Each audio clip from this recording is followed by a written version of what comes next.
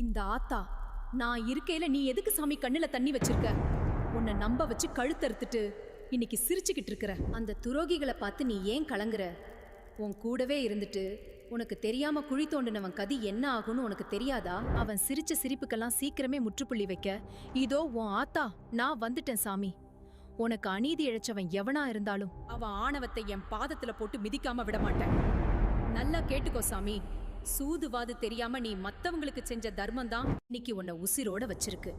உன் முதுகில விழுந்த ஒவ்வொரு குத்தும் நாளைக்கு உனக்கான வெற்றி படிக்கட்டா மாறும். நீ இழந்தது கொஞ்சம்தான், ஆனா இனி நீ அடைய போறது இந்த உலகமே அண்ணாந்து பாக்குற அளவுக்கு பெருசா இருக்கும். உன் நிம்மதியை கெடுத்தவன் நிம்மதியை என் உக்கிர பார்வையாலேயே பொசுக்குவேன். உன் கண்ணீர் துளி ஒவ்வொன்னுக்கும் பதில் சொல்ற காலம் வந்துடுச்சு. உன் துரோகிகளுக்கு முன்னாடி உன்னை சிம்மாசனத்துல உட்கார வைக்கிறது இந்த மகா காளியோட பொறுப்பு. இது இந்த ஆத்தா சத்திய வாக்கு.